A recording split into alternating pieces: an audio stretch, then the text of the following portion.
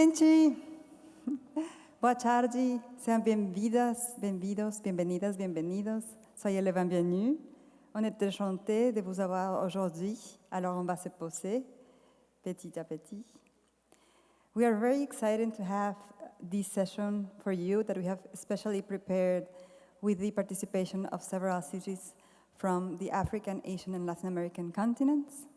And so, on behalf of Rikolto, Comida do Amanhã, and FAO, it's my pleasure to introduce you to this panel called City-to-City Cooperation to understand how bigger, intermediate, and smaller cities are sharing best practices among them. And now, for the welcoming words, I would like to give the floor to Juliana Tangari, who is the director for the Instituto Comida do Amanhã de Brazil, here based in Brazil, right? In Sao Paulo, Rio, who is coming to give us the welcoming words. My name is Natalie Pinto Álvaro, and I'm very happy to be here with you today. Thank you.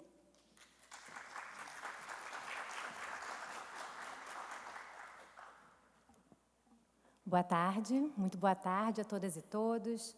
É uma alegria iniciar. Good afternoon, everyone. It's a pleasure to be here. Everyone coming back from lunch. My name is Juliana Tangari. I'm a director of Comida do Manhã Institute, and I have the honor with a wonderful team to coordinate the Urban Laboratory of Food Public Policies, which is a Brazilian experience that gathers more than 30 cities in Brazil, trying to advance in food public policies through a cooperation methodology of sharing of experiences. We believe that it is through the sharing and exchange of experiences amongst cities where cities can learn with the challenges that have already been faced, with their experiences, with what they have ahead of them, so that they can advance in their policies with an outlook of a participative governance and an inclusive governance. There is no perfect manual of how to build a food urban policy. We are all gathered here exactly to debate and to learn with each other.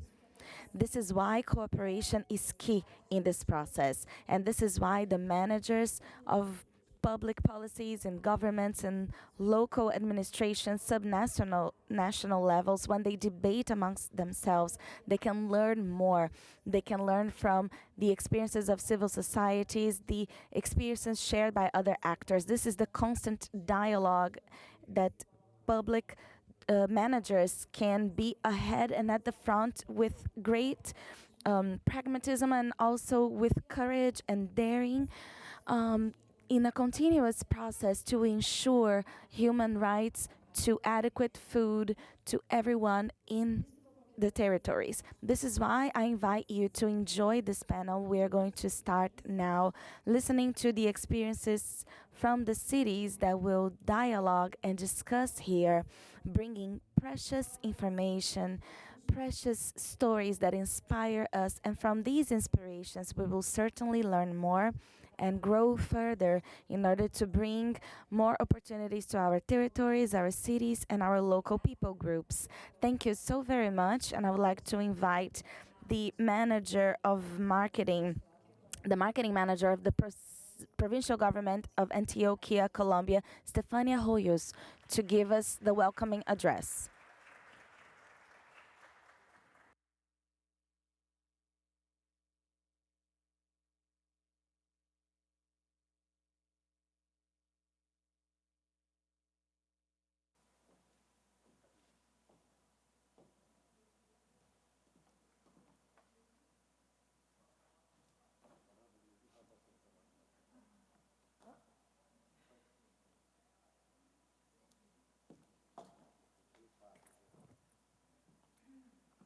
Buenas tardes para todos. Quisiera. Good afternoon, everyone. Before sharing the experience we saw in Antioquia, we are going to see the context that is so concerning for all of us.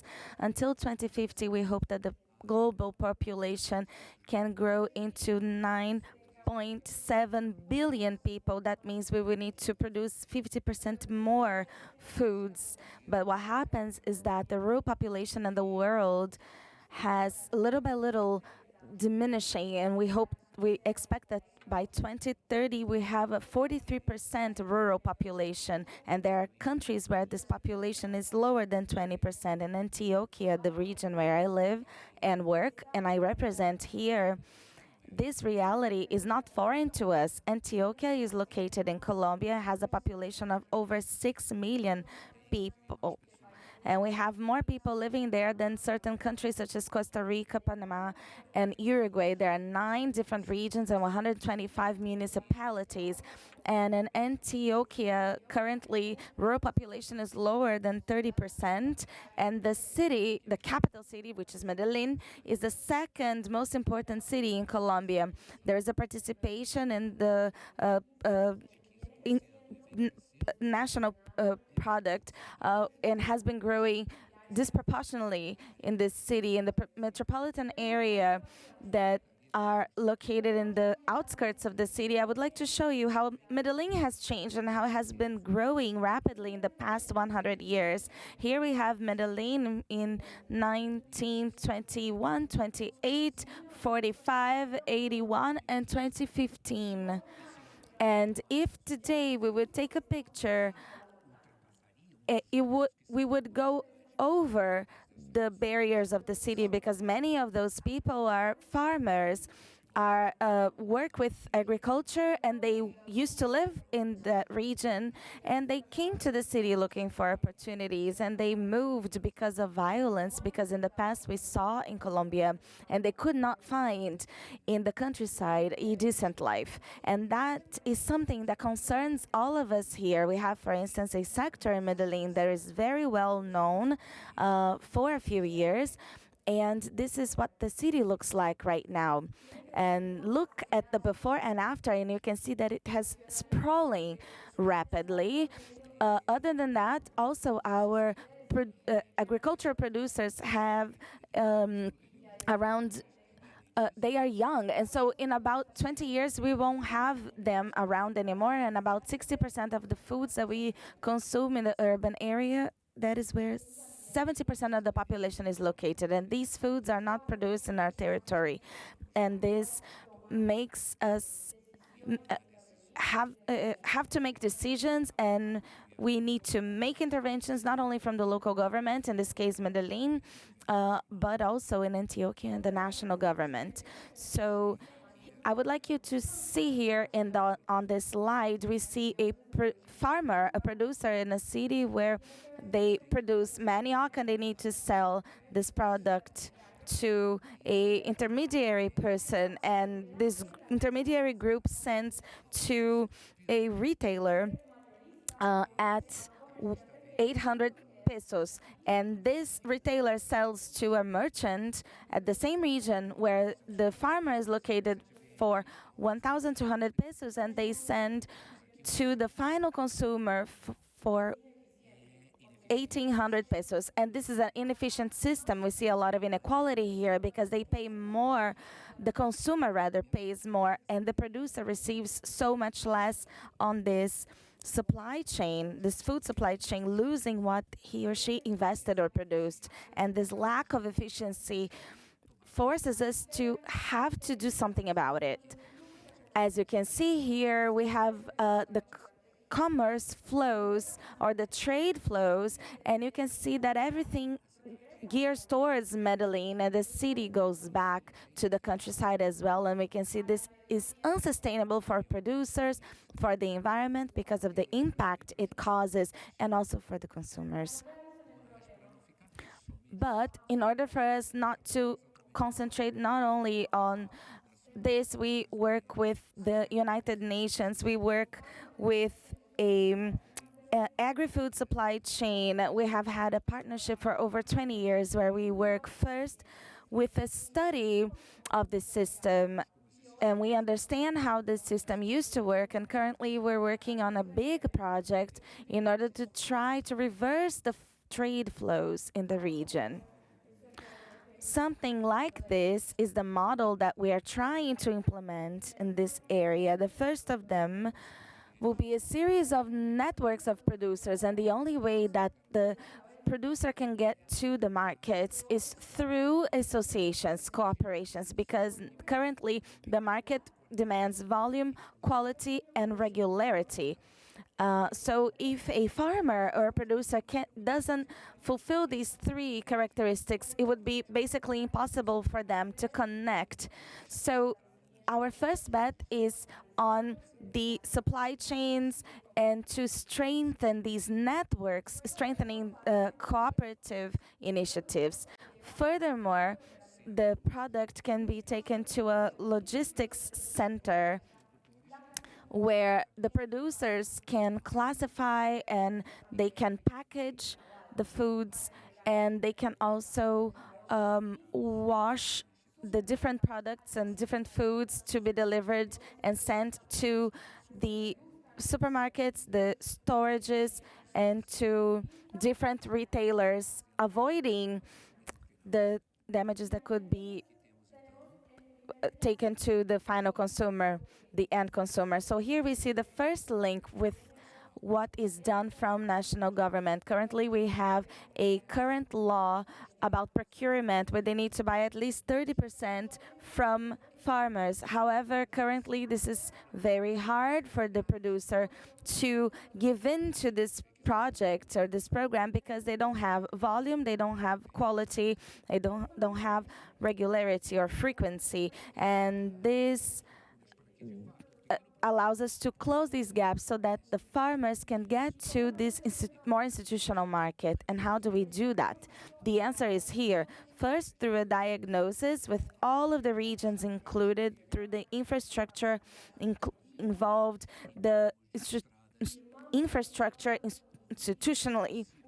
We had all the municipalities sign an agreement or a pact, and we also enabled them or trained them to make it happen in their regions. We created 4 different cooperatives, one of them on each of the sub-regions with greater productivity in each department. The logistics operational centers present a great challenge currently. We did not build these centers. What we did was to make the spaces adequate for local government, spaces that belonged to local government. They were eager to welcome them, and we converted them into logistic operation centers where it would be possible to receive the products, package them, wash them, so to speak, and send them, make them adequate to be sent to the supermarkets. And these centers were given these vehicles that carry more than 2 tons, and they go to the farms and take the products to the centers and then to the markets. And we reapplied these practices that the intermediaries used to do, but the cooperative people who are sons and daughters of producers, they operate the vehicles and they are integrated in the model. We have more than 1,300 operations that we were able to finalize between producers and merchants of the same regions. And currently, these producers, they know each other very well. They exchange information constantly, and they currently receive 2 to 3 times more than what they received before in terms of revenue when they had the intermediaries before. And this is connected to a link with the consumer through a brand that incentivizes local consumption, and this is called Milagro de Manos Antioqueñas, or miracles from the hands of Antioqueños, meaning that they consume directly from the hands of the producers and farmers, and therefore supporting family farming from Antioquia.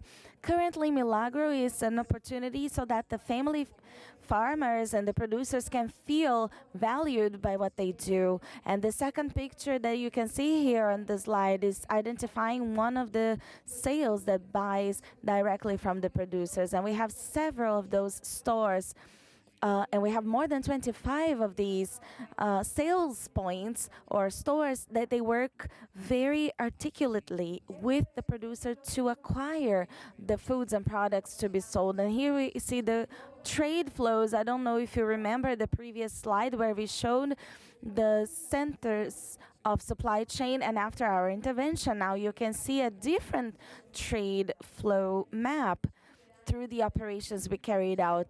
You can see that everything happens along the same regions, and this helps us to reduce waste, and we have more profit for the producers, and it also lowers the price for the final consumer. And it's relevant what we have been finding with the increase of prices because of all the different inputs, and that's why in the government and in our departments we decided to bet on this agri-food supply chain so that it can help local regions include each other and see each other in this systemic view that is this academia from the private sector, that the big services can feel identified with this kind of proposal, and that we can build this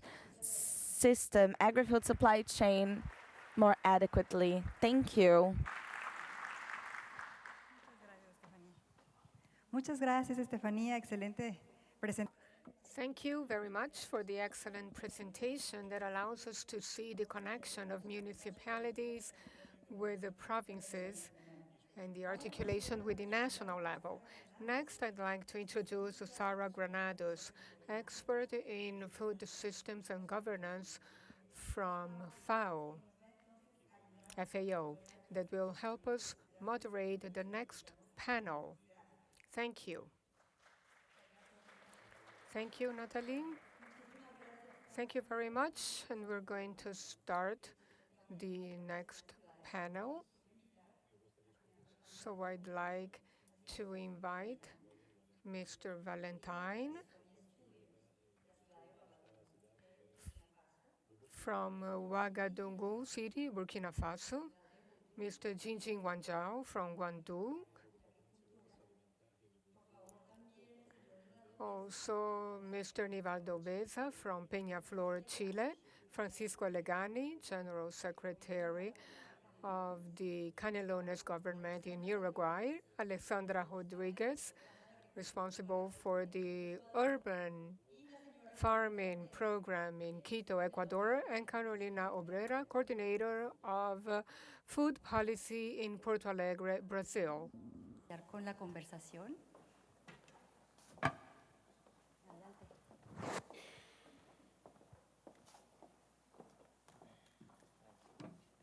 ¿Estamos todos? Sí, muy bien. Viene Carolina a acompañarnos. Excelente. Very good. Thank you very much for coming to this discussion, to this panel discussion. First, we're going to discuss governance, multi-level governance. What are the challenges and the lessons learned about the articulation between different levels of government? And what is your experience related to the urban food system? To begin, I'd like to give the floor to Mr. Valentine from Ouagadougou. You have 5 minutes.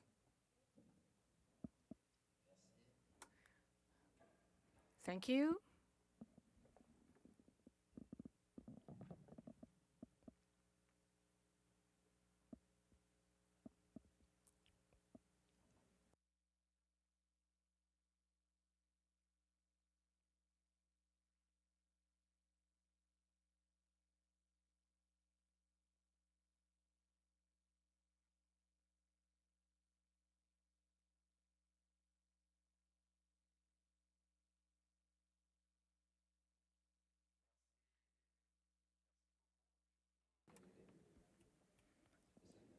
Thank you very much. Can I stand up?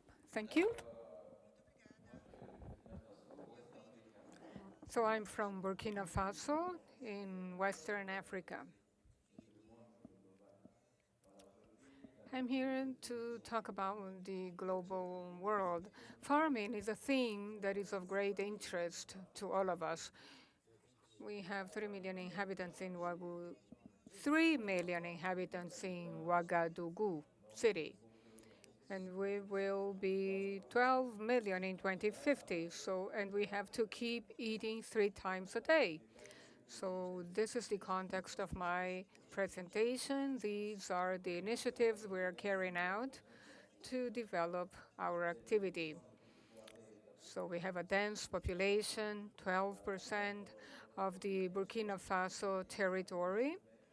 We face many difficulties, such as urban growth and pressure, because we occupy many spaces. The cultural spaces are occupied, and that prevents us from modernizing and working on agriculture. So we have problems of security in the territory as well. This is the city planning in Ouagadougou. We are concerned about the food agenda, and increasingly we feel that populations don't eat healthy. So we are facing problems of hypertension. We have a population with a lot of hypertension. 25% of our population is obese. 40% has hypertension. So we have to seek solutions. We have to let go of foods that are unhealthy, and we have to find the words to explain to the population that they need to change their food habits by modernizing food and improving problems. The main concerns are about spaces. We have 3,500 vegetable farmers, and 2% of the population is of women. 500 hectares are occupied by them. We are also facing a cultural problem, vegetable culture, because we use pesticides. We want to find products that are less damaging to the environment. So we have to work on agroecology. What are the challenges regarding the urban population? The need of transformation and healthy consumption. We need to work on improving local public policies to integrate the dispositions that will help us modernize the problem of urban food. We have to collect technical elements to find innovative solutions to our territory. We carry out different initiatives in our territory. This is a campaign we launched 3 or 4 years ago about raising awareness regarding food, eating healthy. It was a campaign about the excessive use of salt and sugar, two elements that lead to hypertension and diabetes. So we want to raise awareness about the excessive use of salt and sugar.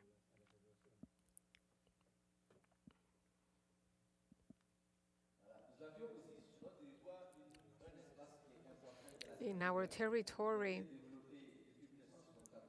we also have a green belt that was developed starting in 1974, and that should bring more greens and vegetables. Today, Ouagadougou city is becoming more urban, and we have citizens that brought animals and other products to the city. The women that were cleaning the ground, now they are growing in this space. We urbanized 25 hectares, and we expect to occupy 200 hectares with 40 women per hectare to be able to grow food and have an occupation. We also have a Wagaya initiative. During COVID, the populations were closed. how could we farm foods? We have a technology that allows people to buy food by mobile phones. This is something that the city developed to be able to reduce the risk of getting COVID. We also have initiatives in schools. In primary schools, children learned that going to school meant being a citizen. And people were able to produce what they consumed. So children took action, made small gardening initiatives, creating new resources. We also developed initiatives with NGOs. This is to show you part of the green belt we built around the city 4 years ago, and now we have more than 15 territories like this one that are urbanized with good quality water for the production of vegetables that allows women to make a living. So we have two institutions working together. So let me address security issues now and the mechanisms that allow us to develop our capacity. We have to work on knowledge so that the big cities can generate public policies that can be implemented. Projects such as feeding cities and activities with composting structures. So we have a composting treatment system so that we can train women that can work with composting and bring to the ecological centers and recycling products. This is something we seek to achieve, the compost recycling. And as we have a number of activities are not well structured. Compared to other cities in the world, we know we have to work hard. For 2023, we need a territorial plan to build symbiosis, comprising the best alternatives so that we can also involve the technical and financial support. The idea is to be able to build a sustainable territory that will allow our cities, such as Ouagadougou, that has 3 million inhabitants, so that we can get there. It's a long way forward, but with the Milan Pact, we trust we can build a sustainable territory. Thank you. Thank you very much, Mr. Valentin.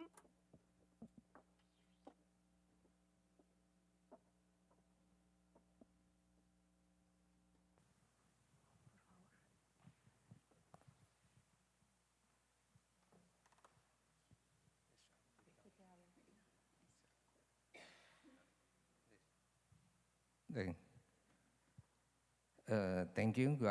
Good afternoon. Sorry, just a minute.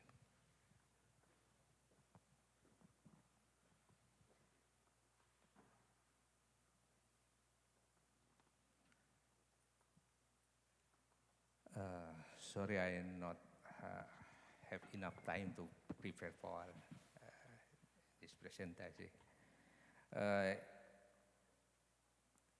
Yeah, okay.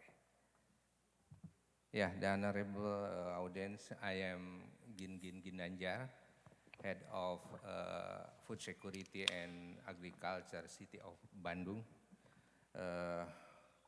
On this exchange among intermediary cities and big cities event, we want to share our experience of how we implementing the food system governance, what does lesson and challenge we gain will be described in the title Improving City Food Security through Integrated Urban Farming Based on Household and Community Empowerment.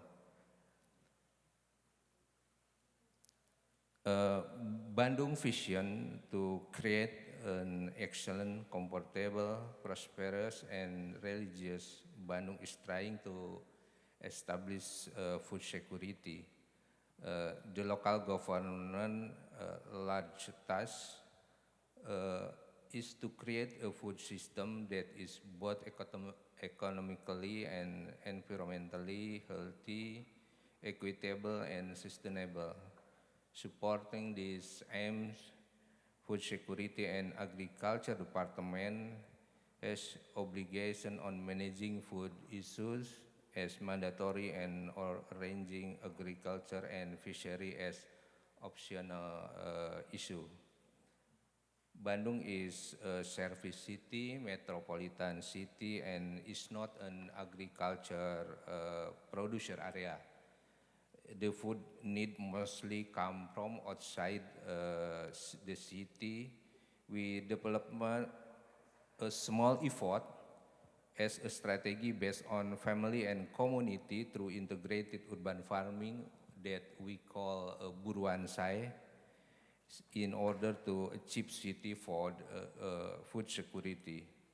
Buruan Sai is a system that integrates agriculture, farming, fisheries, and medicinal plants, fruit, and waste utilization along with its result.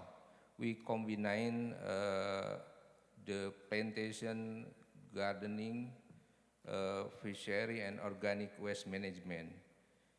The above complete activity and approach of Buruan Sai is becoming new innovation to reach the resilience of Bandung as metropolitan city. Objective also beneficiary and lesson learned of Bandung Buruan Sai. Objective maximizing yard and unproductive land to produce food in household, unit, and communities. And beneficiaries, the actor of Buruan Sai gain not only healthy food based on vegetable and animal, but also the result of nursery, waste food process, and processing of Buruan Sai product. Lesson learned, producing food can be done in the small area in the city and by those who want their life worthwhile. This Buruan Sai actor or stakeholder, lot of sector stakeholder to involve to Buruan Sai. I have the other municipal department, I have public institution. We are DLH, environmental agency, also tourism, and also the regional of planning agency. Also we have NGO like Rikolto Indonesia. We have community Buruan Sai Association, also for research center academic like Parahyangan University, Pasundan, Pajajaran University, also private sector like bank, also to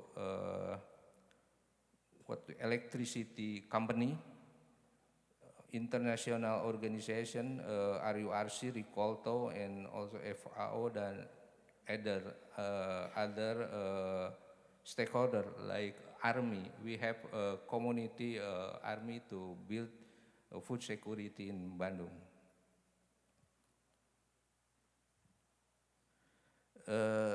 The total budget from beginning.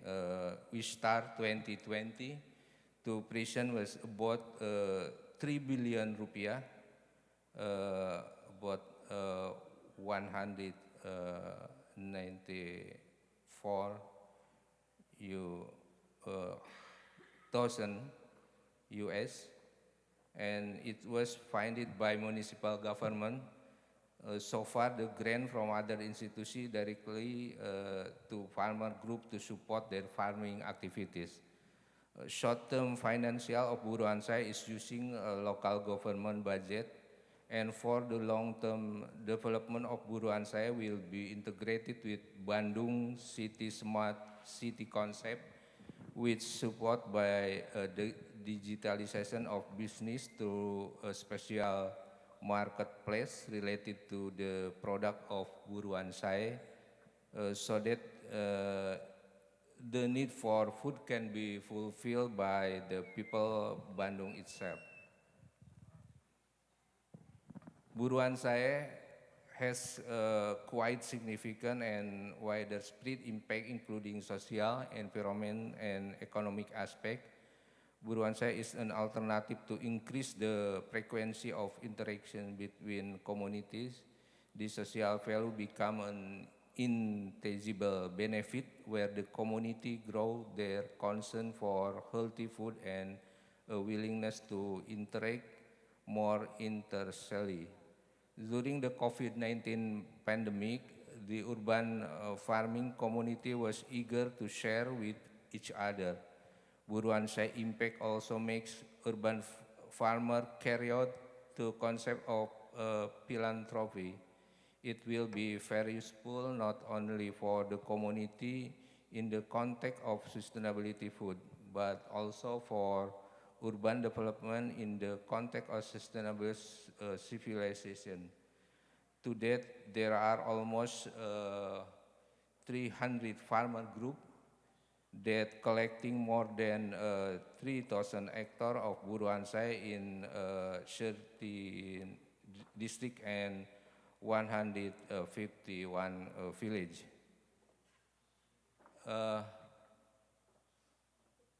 For the environment, utilizing unproductive urban land, adding value as well as exchanging public image of certain problematic environment, also increasing the quantity and quality of Bandung City Green Open House.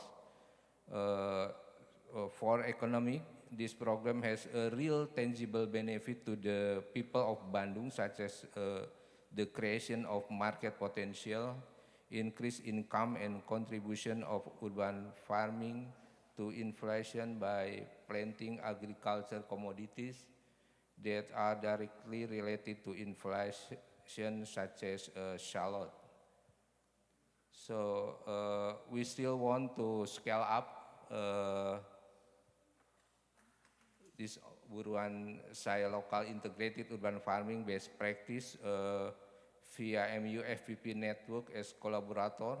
Besides on how increasing the technique and actor knowledge on farming, we focus on three following issues to ensure sustainability and inclusivity of Buruan Sai program. First, strengthening identity of Buruan Sai as inclusive program. Second, developing a reward system and opening donation to support its reward system development. Third, expanding Buruan Sai as an inclusive program by involving various agencies, including youth and people with disabilities. We combine about issue as opportunity for collaborators to participate in growing our urban food experience, especially on determining Buruan Sai towards sustainability and inclusive program, and for next step a social movement to help world food availability problem. That's all. Thank you.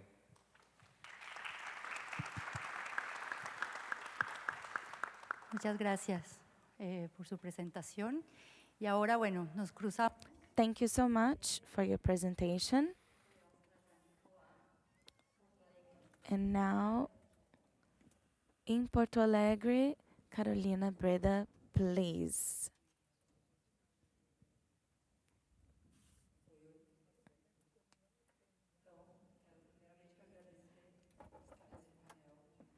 It is a pleasure for me to be here sharing with you experience and knowledge with all of you. So therefore today I am representing the city of Porto Alegre at the south of Brazil, and I'm going to speak as a coordinator of a unit for food security in the Secretariat of Social Development of our municipality.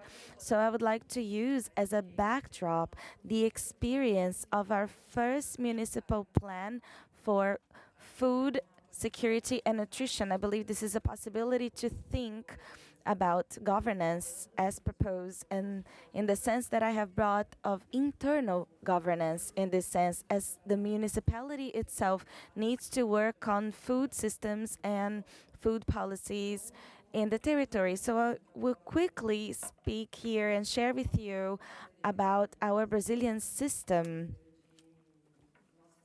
It is a Brazilian system of food security and nutrition. It has a specific characteristic that it has already been thought out to work intersectorially as a network within the municipality, because it proposes that we create a intersecretariat chamber formed by the different secretariats that have agendas that are cross-sectional in terms of food security and nutrition. And the system is very well thought out in that regard, but we face practical challenges in fact, putting it out into the world and implementing it. So in order to do this plan, and the first plan that was organized this year, 2022, we faced the reality that first we needed to get to know each other as actors and players in the municipality. And so this need of aligning internally our expectations to then be able to dialogue in the best way possible with civil society actions, integrating so that the several entities can compose along with us the food security. So this element was very important, and I believe that each municipality should have their own steps and their own stages, but we had to acknowledge, first of all, and I believe that this first plan is more of a diagnosis, and now we are more prepared for a second plan that will involve the characteristics of each territory, listening to civil society to build policies that many times the territories show different needs as well, and in order to, and that's what we want to look at. But I brought some very specific points. 5 minutes is a very short time. I'm looking at the clock here, but I will try to keep to 5 minutes. I brought some important points that came up in this outlook in terms of governance, which is the importance of, first of all, make actors sensible and make managers sensible, and to really know the agenda of food security and nutrition. Secondly, improve strongly internal communication, so the actors need to look at each other and dialogue with each other, and from that point on, dialogue grows deeper. And after that, aligning actions and then thinking in terms of practice and coordinating work, and standardization of indicators, I believe, is also a very important point, so that we can monitor this plan effectively in terms of food security. And I brought a few practical examples in these last few minutes that I have, because we had some experiences talking about actions that are connected to my unit, the popular restaurant, for instance, which is a traditional equipment from for food security here in Brazil, that we tried to have a different perspective in terms of the work that is done in this restaurant integratively. So it's not just for social meals for vulnerable populations, but also as a place where they can attend to the population in terms of healthcare, that from there they can trace and guide the population. And so frequently we trace transmissible diseases in those regions.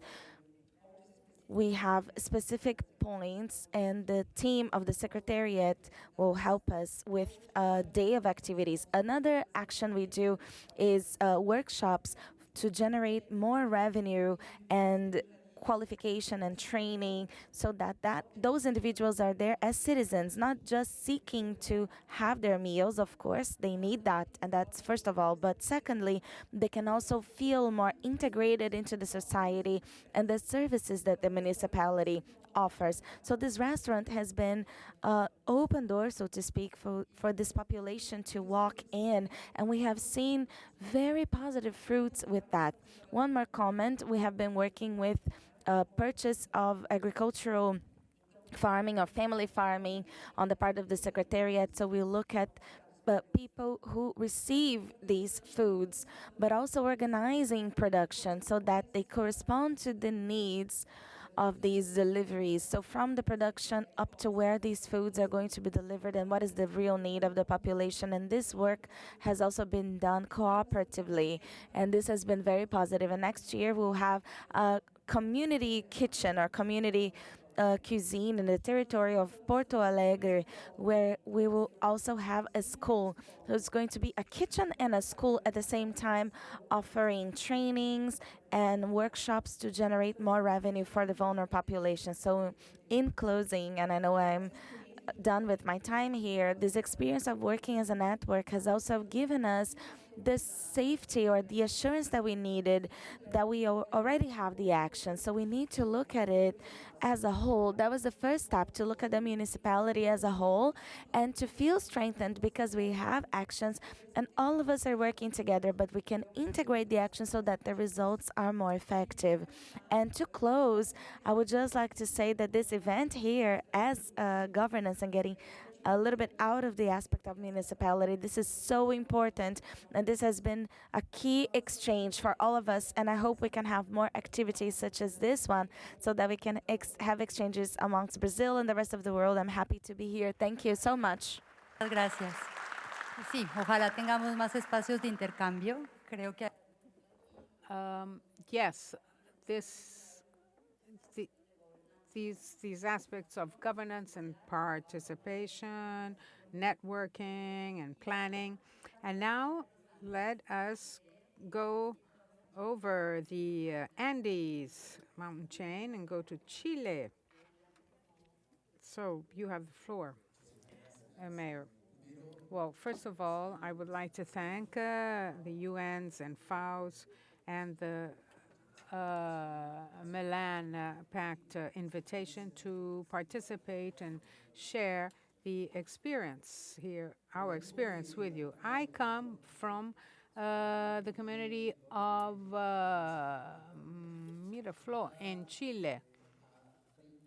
It is 32 kilometers away from Chile, and 69 square kilometers is service. The population is 8% of the population is rural, and 51% are women. I believe that, and this is why I tried the generation of public policies are due to the direct contact through their through the City Hall allows that the development of public policies are a success. The exchange of experiences.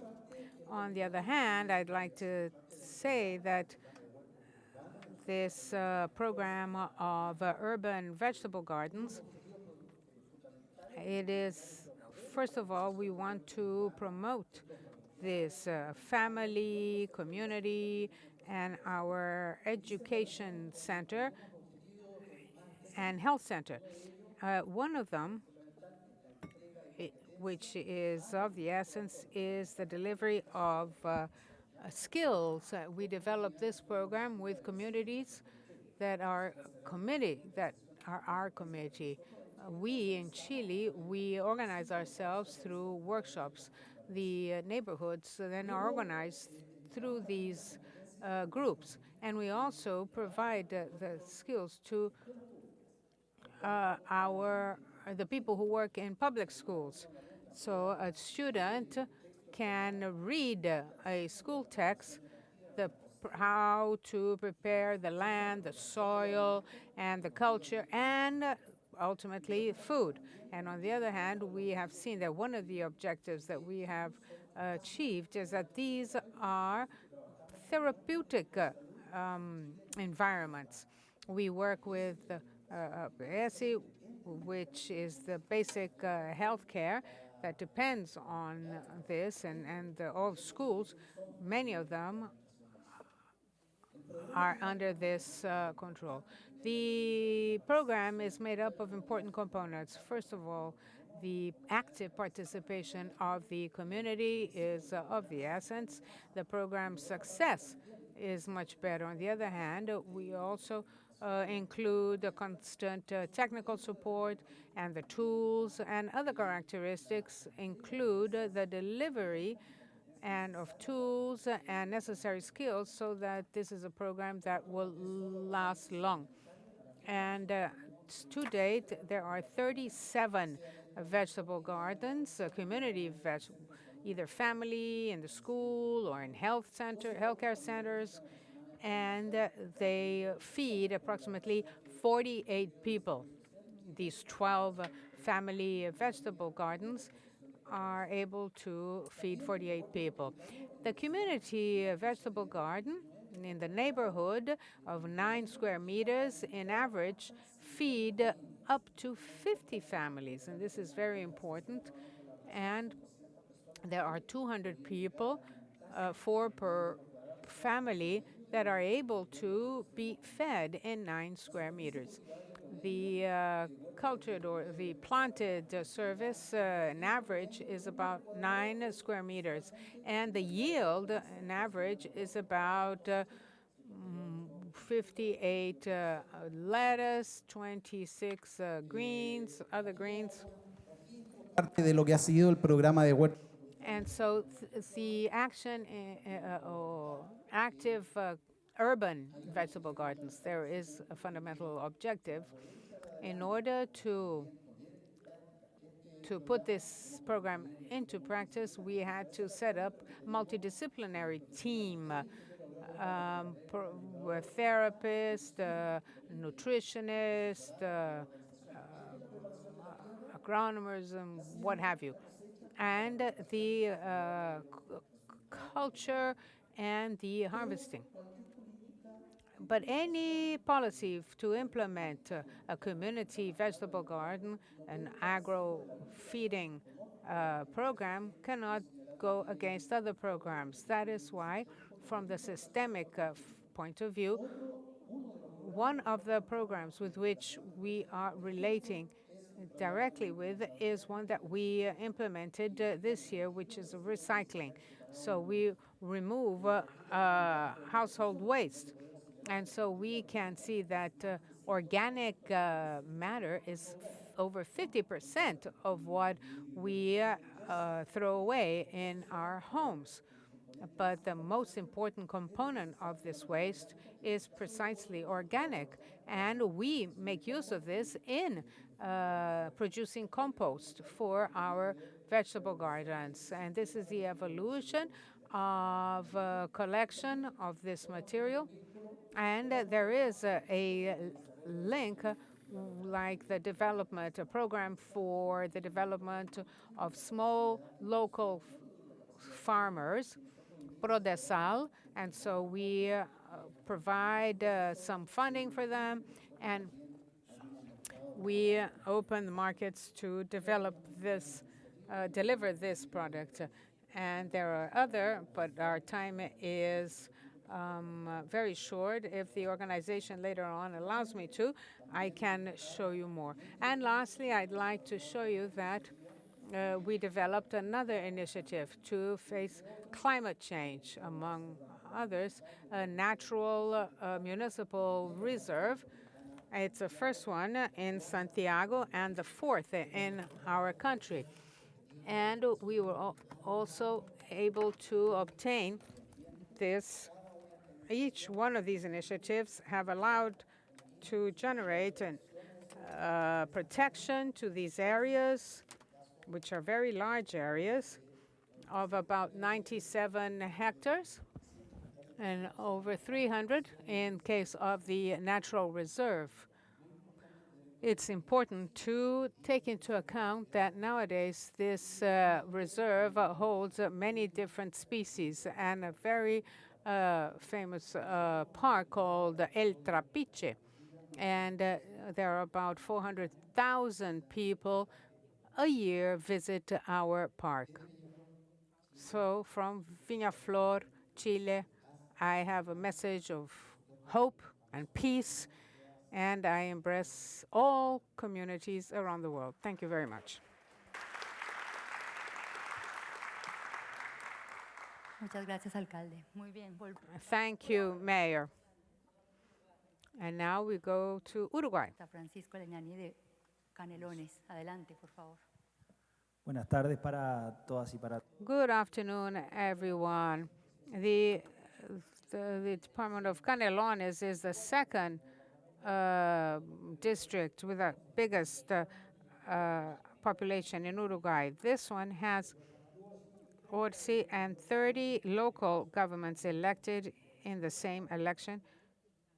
We are an agricultural state or department, and they are not vast, a lot of land.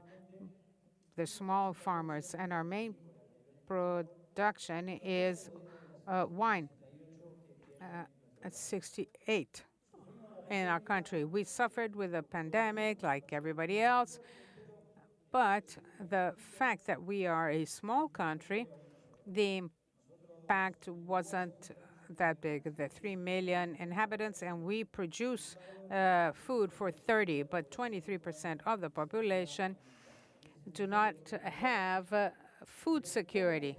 And so we implemented a series of measures to mitigate the effects of the pandemic, and a plan was created.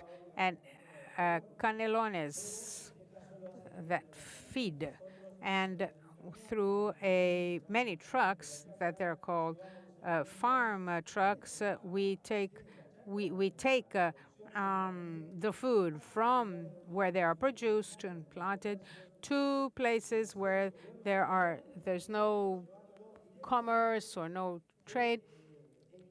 So it goes straight from the field to the table, and reducing the cost and providing fresh food stuff to families that are in need. Canelones, the Department of Canelones allowed the storage of food in warehouses. They are designing and implementing courses in the more vulnerable neighborhoods or disadvantaged neighborhoods, that they trade or sell these food, namely for low-income population, as well as they will,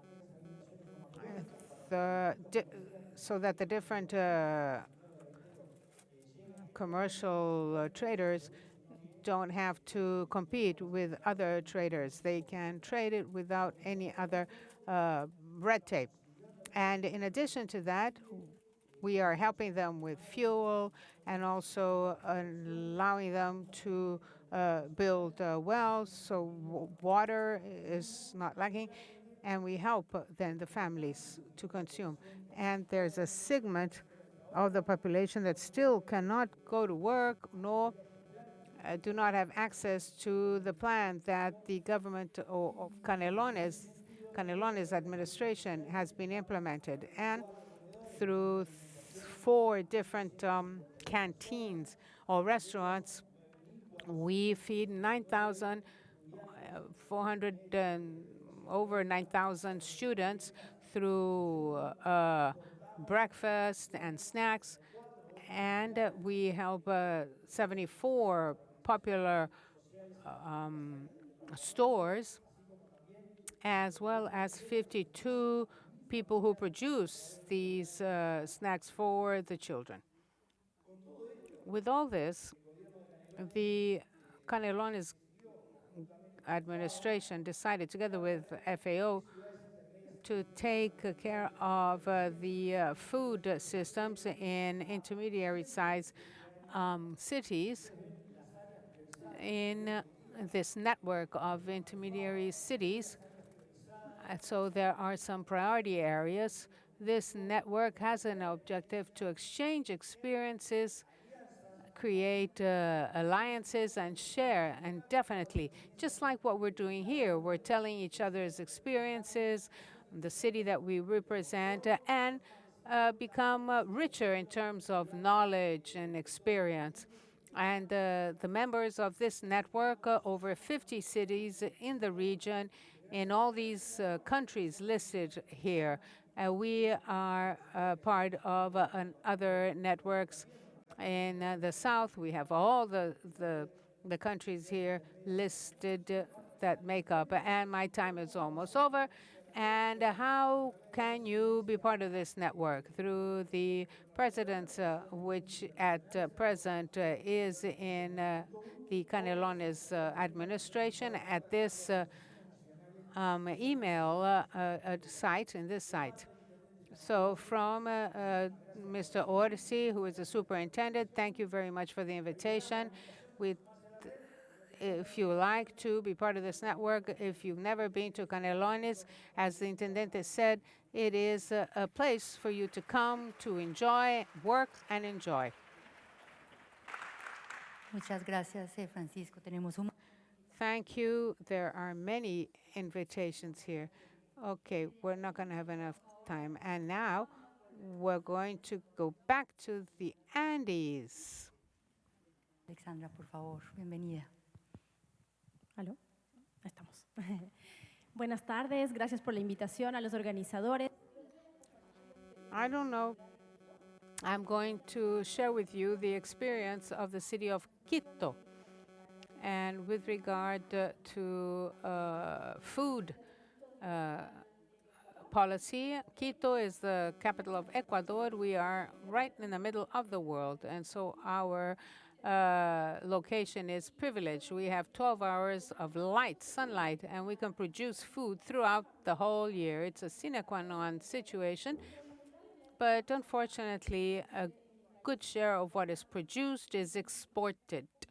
And I could say that to have food in the markets, in the supermarkets, in the stores does not guarantee that everybody has access to healthy food. My city has about 2,700,000 inhabitants. 72% of the population is urban population. And they have grown and that has tried to deal with food sovereignty. And the areas that surround Quito were farms that provided food for the city, but now they have become urban centers also. We could define the Quito's food system in three. It's vulnerable, diverse, and dependent. Vulnerable, because if you know Quito, it is a city that is surrounded by active volcanoes, and we have to always face this. It's a very diverse city from the point of view of inequalities in terms of food production. 29% is the average of children with malnutrition. So there are sectors in the city, in the very poor areas of the city, where the incidence of child malnutrition can reach even 47%.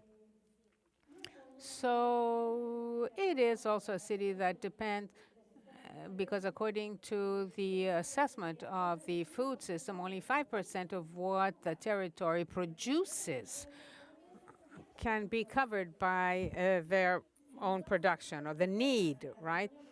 And so if we see that the province where Quito is, 100 kilometers around it, what the province produces only covers 13% of the food demand, the population's food demand. So in light of this situation, the city of Quito implemented a project that has to do with urban agriculture, and it's called Agrupar. urban agriculture, participative urban agriculture. And it tries to improve all the income and provide employment and also enhance environmental management. And with time, this project implemented a commercialization system, and the production surplus were interesting, and they would cover the small farmers and their families. And so they generated surplus so they could be sold directly and also add to the citizens' food security. With this initiative, we participated also with an FAO project. We participated in this food system, Quito food system, a city region food system evaluation project. And this project allowed us to have this food diagnosis of our city and understand what happens, how food is produced, how it is transformed, how it is transported, how it is consumed, what happens in the post-consumption, how the sale of this is carried out. And so we had a diagnosis of our city, and we were able to define the challenges that we had to be able to build better food systems. And the implementation of this project, we said that the city should adhere to the Milan Pact, and so it was something like something that really connected to. We had the diagnosis, we were informed of the problems, and we at least knew that the pact would lead us in a way to be able to build food policy. So we made the decision of sharing this information, first of all, with local authorities, namely those secretariats that worked with environment, health, education, social inclusion, and economic development, and then disseminate this information to the city. So we have spoken to several actors, local government, province, national level, and civil society, the academia, and international cooperation, so as to include food in the public debate. So we decided jointly, let's build a food policy. And this was an interesting exercise. It took more than a year. We analyzed each issue. We considered each axis from the Milan Pact based on local and international practices. And that allowed us to set up a line. And based on that, we built a sustainability plan for the food system and then scale it up to a strategy. As you can see, in 2018, we signed the food charter for the city. And then in 2019, we managed to present the agriculture and food strategy of Quito based on the Milan Pact, on the strategic pillars of the Milan Pact. And that strategy was used as the basis for us to advocate this with the public policies. We integrated food inside the resilience strategy of the city and the update of the climate change charter and the territory master plan that we have in the city, and as part also of the city prospect for 2040, how we see our citizens and our city in the future. This has been a plural, beautiful exercise based on the idea of finding ways to fill in the gaps in the city.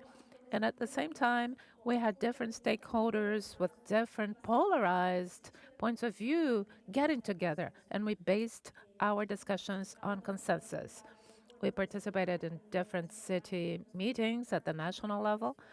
We invited them all to build their own food policies based on the Milan Pact. Thank you.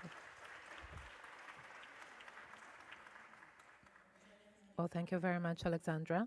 I believe we have some very valuable initial messages from the first panel. Let us then sit back with the audience and let's give the floor to the next panel members. Thank you so much for your generosity in sharing with us your ideas.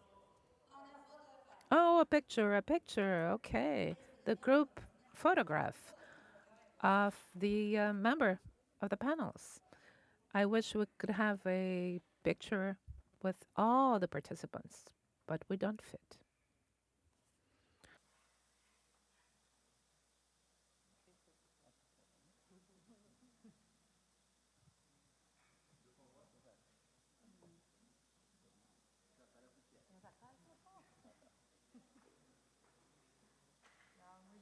Gracias, excelente. Gracias. Y ahora invito, por favor, a I'd like to invite now Elizabeth Moura, the coordinator of the next session. She will be introducing the panel members for the next session. Thank you so much, Sarah. It's a pleasure to be here with you. I'll be speaking in Portuguese. I apologize. We have so many partners. I'd like to call on to the stage to continue on the discussion about city-to-city cooperation and how we should face challenges, especially in the Global South. I have the pleasure to invite Manuel de Araújo, Mayor of Quilimane. Hello, sir.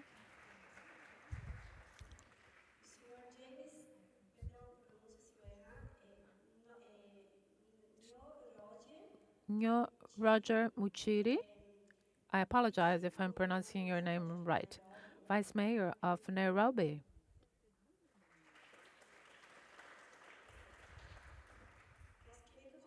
Our dear friend Alexandre Ramos, manager in the Executive Secretariat of Urban Agriculture and Agroecology with Recife at Recife, Brazil. Welcome, Alexandre. Rachel Hernandez, Coordinator of Food Security in Santana, Costa Rica. Welcome. And Katia Boulon, Economic Development Manager from Lima, Peru. E por último, o senhor prefeito. And lastly, the manager of Huancayo in Peru, Juan Carlos Quispe. In order not to be too late, let's start already with the different presentations. Let's address challenges and the importance of cooperation. Let's start with Manuel Araújo from Quilimane. Well, hello, good afternoon.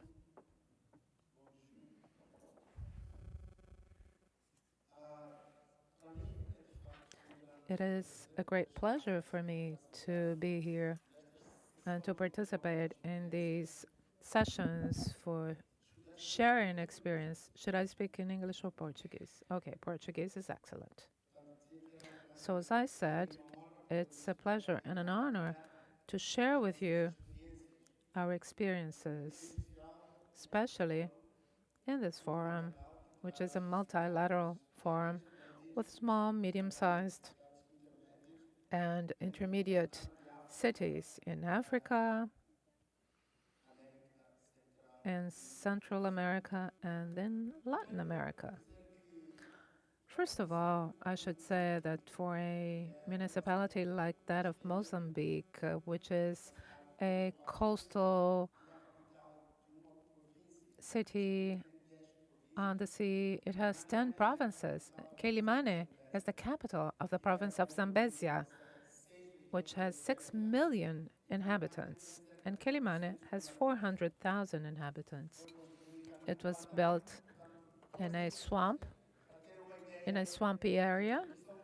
This is just to give you an idea of the challenges we face. Having been built on the river of Bom Sinais in a swampy region, we face specific difficulties derived from the geographical positioning of our city. We are one of the most vulnerable cities, in not only in Mozambique, but in Africa. So we are about 400,000 people. This is a very important exchange of experiences. We've been facing difficulties like as a global south city that does not pollute that much the environment, but that is strongly affected by pollution. We are having 3 to 4 cyclones a year. And this is in a situation of great vulnerability. We've been developing different projects with the aim of overcoming difficulties that are inherent to our geographical positioning. And we've been learning from others, as is the case here as well.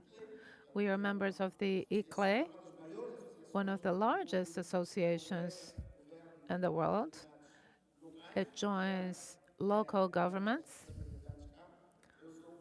I am the vice president for Africa, but we are also part of other organizations like UCLG and Compact of Mayors and the Global Parliament of Mayors. And we've been taking our experience there. In terms of food systems, and this is why yesterday we received this award. This is because we implemented a project to face 2 problems. One of them had to do with environmental sanitation, and the other had to do with the high levels of malnutrition. So about 53% of children in the province are malnourished. So just think about the consequences of this event, not only for the present time, but for the future. If more than half of our children are undernourished, that means their body mass index is far below what it should be. And the brain development is also low, which puts them at disadvantage as compared to other children from other global regions, but also as compared to other youth in the future. That is why we've been making an effort to participate in this forum, to give our contribution so as to fill in the gap and decrease the levels of malnourishment so as to have healthy women and children. Thank you very much. Thank you, Mr. Mayor. Starting out from that experience where we stress the importance of advocacy, which is pivotal for networks, I'd like to call someone else who acts in networks and is important in city-to-city cooperation. Mr. James Mutidi, the Deputy Governor for the city of Nairobi. Yeah, my name is Njoroge Mushiri, and James as well. I realized it's a bit difficult to mention. I'm from Nairobi. I'm the Deputy Governor of the city of Nairobi. We have about 5.5 million people who live in the city, and we have to get them to get food from the surrounding counties where there's a lot more agricultural land available and a lot more farming that goes on. And one of the things that our city county government has been working on is ensuring that we have a sustainable food strategy to ensure that we can get the food into the markets in the right quantity and in the right condition. Now, the way it works in the marketing process in the Kenyan environment is that we get food from the markets, comes in at about maybe 3 in the morning, and it's sold to the first group of resellers, and then by about 5 it's sold to the second group of resellers, and by about 6:30, it goes to the final group, who then sell in the especially low density neighborhoods. What happens then is that the price increases very significantly as it goes down that chain. And what we've been looking at is how do we ensure that the food that we want to get into to these people is actually received at affordable prices and at prices that the people in those neighborhoods can afford. So the general cost is that the higher up the food chain you are, the much less you have to pay for it.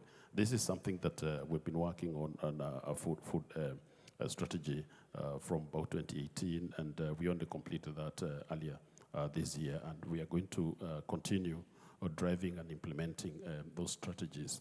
We also are developing and encouraging urban farming, which is what we believe is going to help reduce the dependence on surrounding neighborhoods. And with this, we are working with organizations like FAO, working with organizations like Oxfam, and Mazingira Institute and other institutes that help us in developing strategies that work, that are sustainable.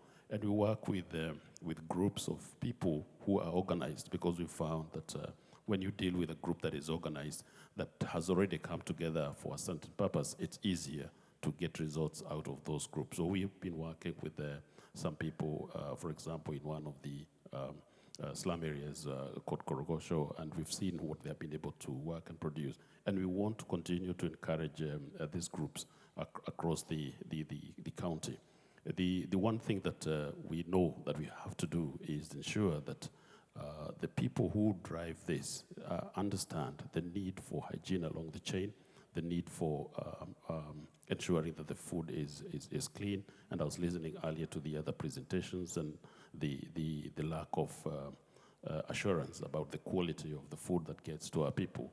And it is something that is very common, and I would want to say that we are looking back the chain, all the way back to where the food gets produced, and we want to ensure that the conditions under which it is produced are healthy conditions. We also have restrictions, of course, because we export food to other parts of the world, not just bring into the city, that the amount of chemical that goes into this food is the right level or none at all. And we also follow through all the way to the markets where we sell this produce and confirm that and ensure that the waste that we get from these markets is actually turned into compost. And we have groups that are doing that. We are planning as the government of Nairobi City to build an additional 20 markets. These 20 markets will help to create the right level of hygiene for our workers, our market ladies who drive this sales process. It is something that will also support our movement back towards using foods that are traditional in nature, that don't have to be produced in environments that require heavy chemicals and heavy use of chemicals. All these, like we said, is a collaborative effort. We have to work, and we have been working with various stakeholders, the national government, the various NGOs and government organizations that work in our sector, and these are what we will drive forward. So we in the county have set up also specific units that deal directly with the extension work to support our farmers, to support the urban farmers, and we make about 15,000 extension visits to the farmers, the urban farmers, to help them with the production of the food in whatever area that they have specified. And this helps us reduce the pressure for people to buy the expensive food that is actually trucked into the city and brought into what we do. I think my time's ran out, and I'll stop there. Thank you. Thank you very much, Mr. James. Partindo dos estruturais. Going on to from the structural challenges of our dear African continent, let's go on to Alexandre Ramos from Recife in Brazil, and he's going to pay testimony of the very same challenges that we face here in Brazil. Hello, good afternoon. Thank you for the invitation. I am from a city that is a capital of the Northeast, in a city with 1.5 million people. And it has been working heavily with food and nutritional safety we have a plan that is almost 20 years old, but it is a city that is totally urbanized, without any rural territories and without any political structure for food production in the city. Over the last 30 years, there was no policy, no incentive on the part of the city government to produce food in this very urbanized city. So, at the beginning of my term, a secretariat for urban food security was created in Recife because we face a scenario whereby there are too many people who are working on this. There are many autonomous, independent initiatives for food farming that are not supported by the city council. So famine has come back and is all over the country, all over the world. It is a reality, a strong and sad reality in Recife, one of the most unequal cities in the country, and also the diversity in customs, in food diversity, the decrease in free spaces, and yards and gardens. There are no gardens because of the densely populated areas in the city. So we started discussing urban agriculture because of the diversity of interests and stakeholders. When we talk about access to urban territory in Recife, so based on these issues, we set up the Executive Secretariat for Urban Agriculture in the midst of a pandemic. And then that forced us to do the mapping and to plan. We had already 4 community vegetable gardens, more than 40 agroecological markets in the metropolitan area. They are organized. And we needed to do something, to understand the reality and do something to enhance these actions and replicate and build new ones. So we did this mapping of actions, structures, groups, and potentials. And in the midst of COVID-19, we worked online. However, negotiating and building and discussing together with different stakeholders to aiming at obtaining a strategy that was the best so as to face hunger based on food produced in the city. So we created the Agri-Ecology Plan of Recife, and it has 6 strategical axes.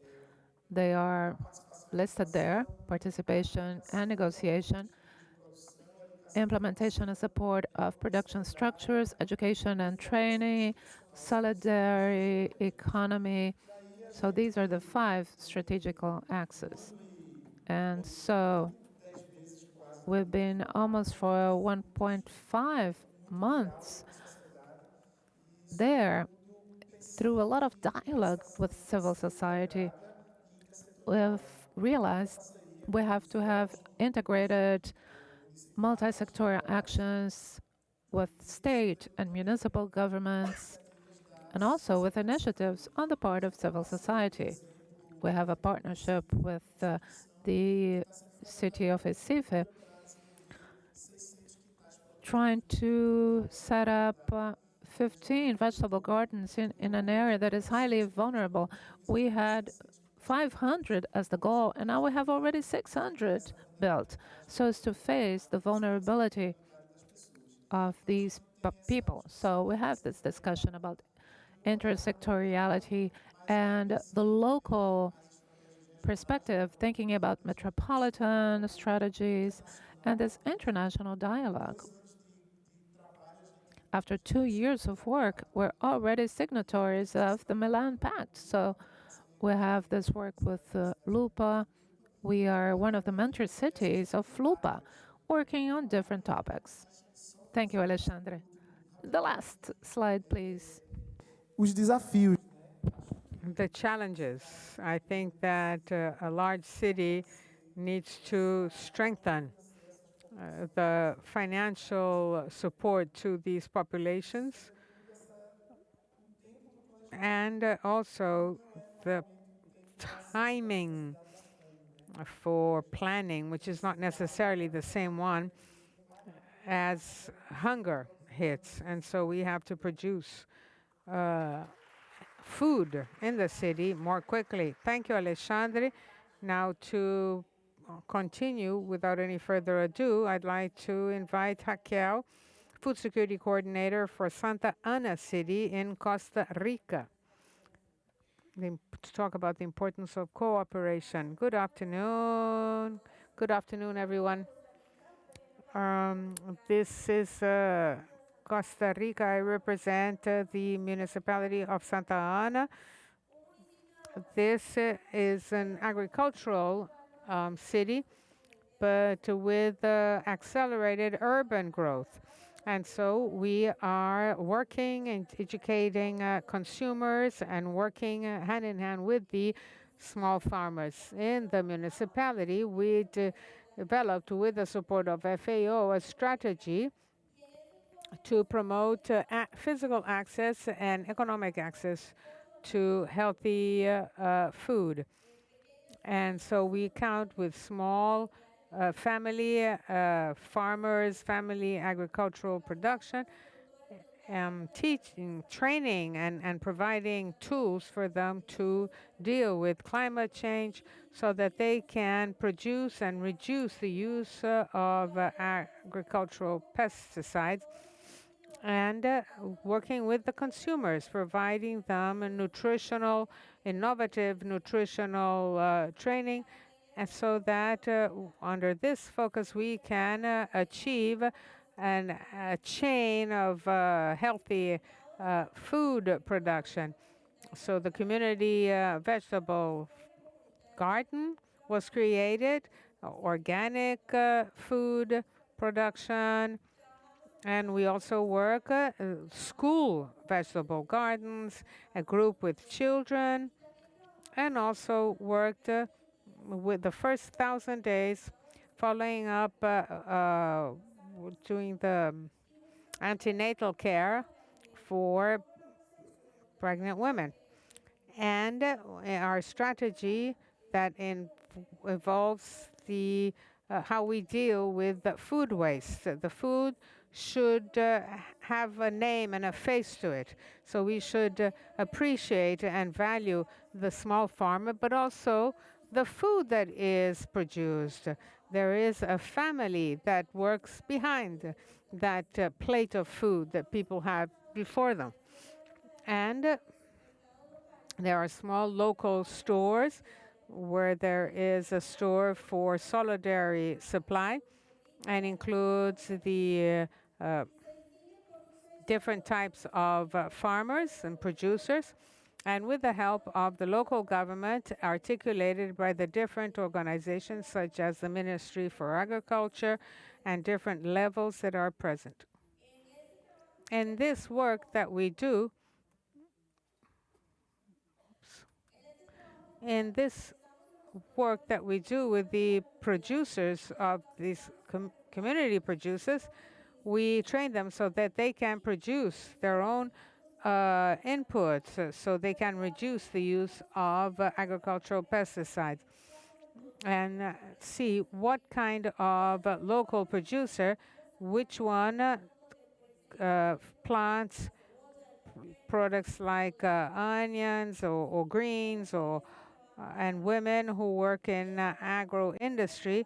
And that is why we have developed in these schools and College of Agriculture, there should be a community that implemented 20 units for the production of greens with rainwater, and for the to help families that had problems during the pandemic. We also developed strategies so that we can see the days to spend on the farm.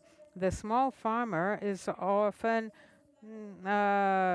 doesn't know who produces what in neighboring farms. And so they created an association of sustainable producers and farmers. For instance, in the case of the Solidary Supply Store, all the farmers got together and they decided to prepare this and develop this kind of store. And so it has been really marvelous to see how they came together and became part and working with the families. There are about 70 small farmers and their families.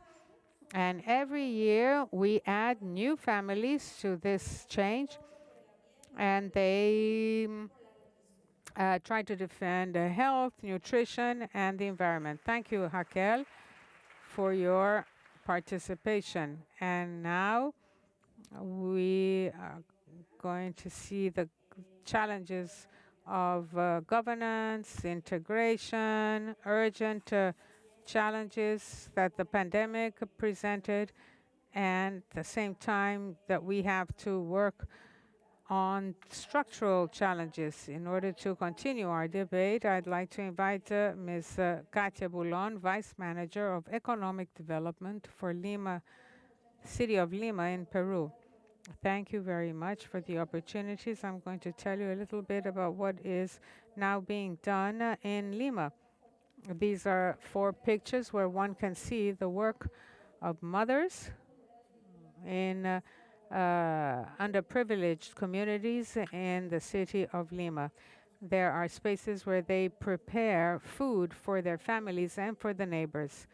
And throughout the pandemic, this became even stronger, and their actions were enhanced, and these mothers have developed programs to recover certain food products with a convention that they have with the markets, the local markets, where they can sell their products. On the other hand, these very same mothers in other social groups have developed urban agriculture in different areas of the city of Lima. They are mainly women who have participated in these processes. There's also agriculture in different areas, in different neighborhoods in Lima, where we have developed agroecology and promoting certain agricultural practices to reduce the use of agricultural pesticides and have approached the better production, means of production, and also tener mejores oportunidades, también que alcancen mejor and tener una buena manipulación del producto. Fishermen also have been getting training, and these are some of the groups that are represented and who want to participate in governance processes. In the case of Lima, we also have a space that is called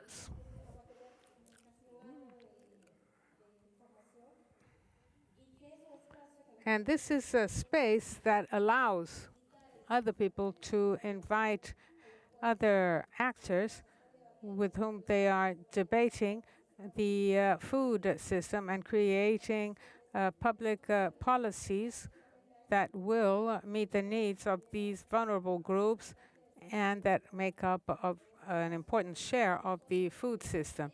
We believe that they should also be represented in this council. And the group of the networks today belong to this. And they're going to participate in a process that we are beginning in order to create and better ordain the food system and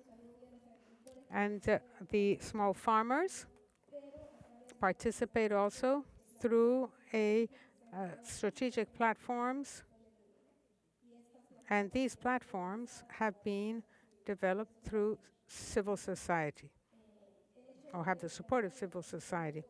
And so this allows us to have different actors, supporters and allies that will participate in the strategies for public policies. And this year, we are also working on 4 stores that are very important for this group. One of them is promoting urban agriculture, and we hope that this will be approved this year, because the second one is a governance that will allow a nutritional education in the schools, and we're trying to socialize this with all the districts.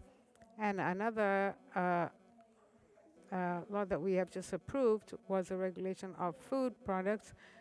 It's in order to better organize the whole process for food supply in the city of Lima. And now we are presenting a proposal to develop markets or agroecological fairs or markets, food markets, so that the population can find these in different points in the city and find healthy, sustainable food products. Thank you. And now I'd like to give the floor to Mr. Juan Carlos Quispe, Mayor of Huancayo in Peru. Welcome, Mr. Quispe. Good afternoon to all of you. A warm greeting to all of you on behalf of the city of Huancayo.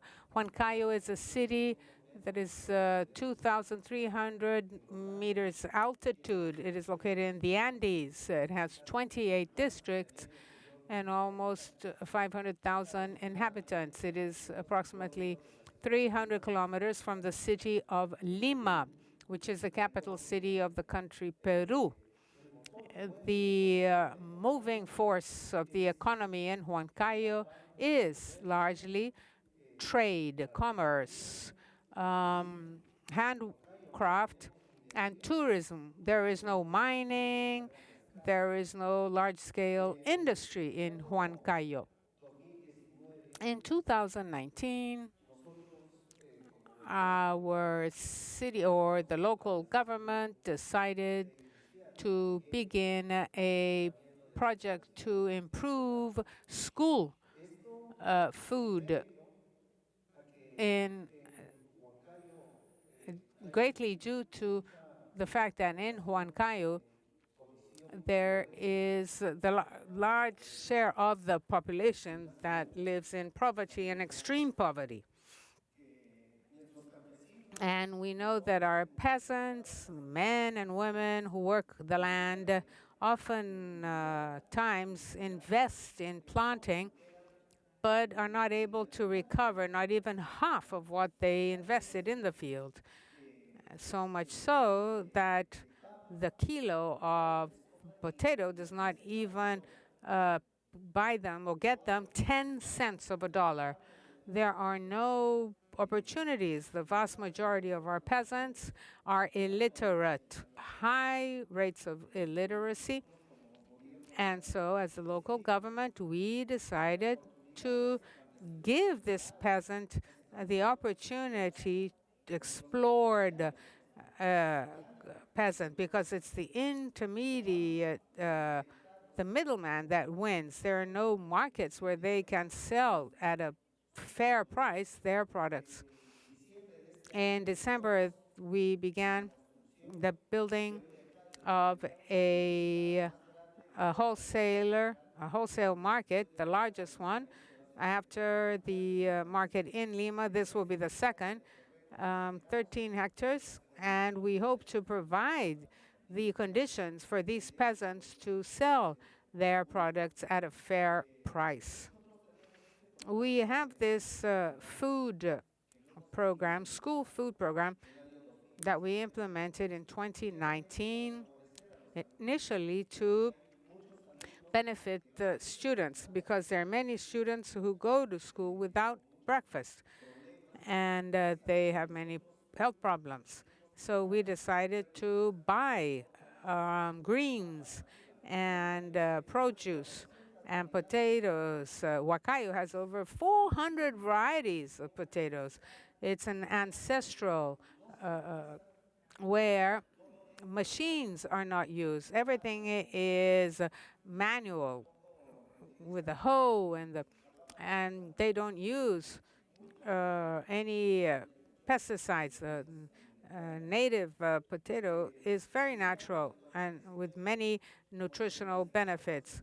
We began with 35 educational centers. 2,500 children benefited from this program, and even more, there was a direct support to the peasants and the farmers. And so we are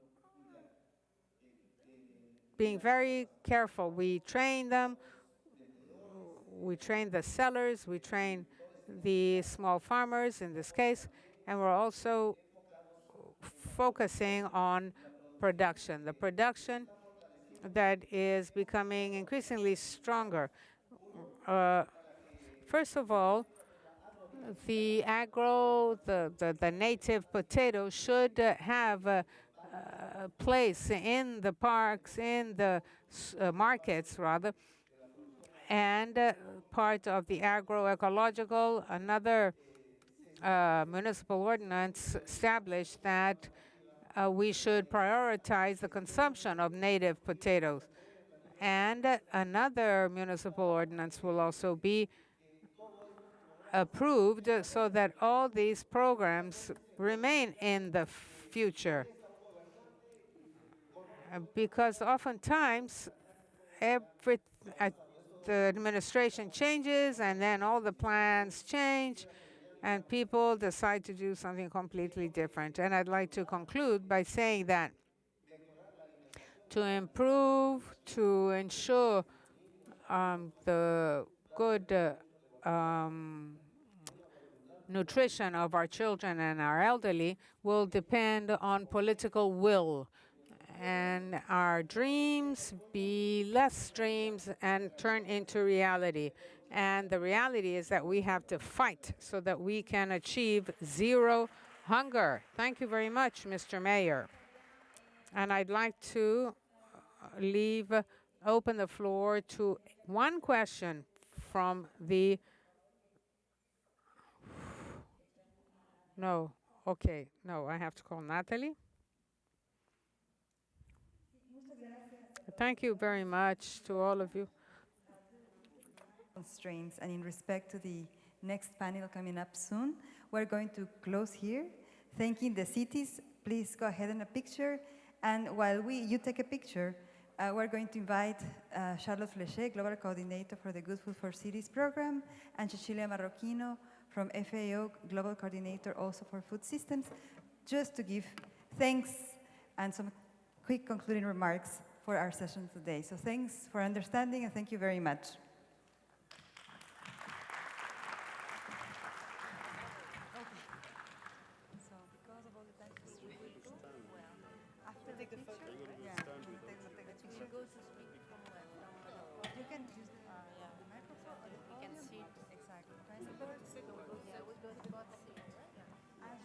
You can even sit with us if you want. Yeah, we'll sit with us because you